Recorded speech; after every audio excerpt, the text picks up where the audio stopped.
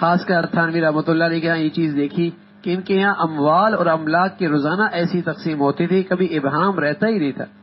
حضرت رحمۃ اللہ علیہ کا یہ معمول تھا، جب کوئی چیز آتی تو اس کے 3 برابر حصے کرتے، چونکہ 2 بیویاں تھیں اس لیے ایک حصہ ایک گھر میں بھیج دیا جاتا، دوسرا دوسرے گھر میں بھیج دیا جاتا، اور ان کو اس چیز کا بھی مالک بنا دیا جاتا اور اپنی ملک سے نکال دیا جاتا۔ اور حصہ بس اوقات ہم اپنی عورتوں کو کچھ چیزیں دیتے ہیں اور ساری زندگی یہ طے نہیں ہوتا کہ اس کا مالک کون ہے۔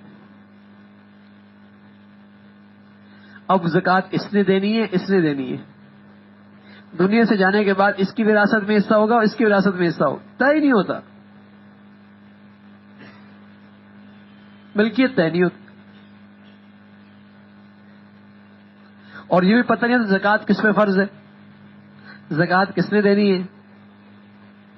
تو املاک چیزوں کی ملکیت بالکل واضح نہیں ہوتی۔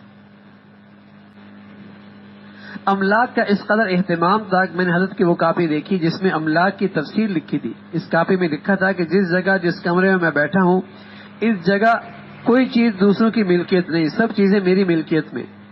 اس جگہ پر مسجد اور خانقاہ کوئی چیز نہیں، حتیٰ کہ یہاں کے میری بیویوں کی بھی کوئی چیز نہیں، سب کچھ میری ملکیت اور میری میراث ہے اور انہی کی ملکیت ہے۔ چھوٹے گھر میں چھوٹے گھر والوں کی ملک ہے، یعنی ہر چیز گھر کے اندر بھی متعین تھی کون کس کا مالک، تاکہ جب دنیا سے آدمی جاتا ہے تو وراثت کی تقسیم بے غبار ہو جاتی، معاملات واضح ہوتے۔ ہماری تو بس اوقات زمینوں کے معاملات ٹھیک نہیں ہوتے، دکانوں کے معاملے ٹھیک نہیں ہوتے، کاروبار کے معاملے ٹھیک نہیں ہوتے۔ اصل تقوی اور طہارت اس کا نام ہے۔ آج دنیا میں سب جگہ پر مشترک خرچ چلتے ہیں، میاں بیوی کی ملکیتوں میں کوئی امتیاز نہیں ہوتا، بلکہ یوں کہا جاتا ہے میاں بیوی کا کس نے بانٹا، آپس میں کیا بانٹنا ہوتا ہے، حالانکہ دونوں کی ملکیت الگ الگ ہے۔ اللہ کا شکر ہے حضرت رحمۃ اللہ علیہ کی تلقین کے بعد ہمارے گھر کا بھی یہی معمول ہے، میری ملکیت الگ ہے، بیوی کی ملکیت الگ ہے، اولاد کی ملکیت الگ ہے، ہر چیز کی ملکیت متعین ہے۔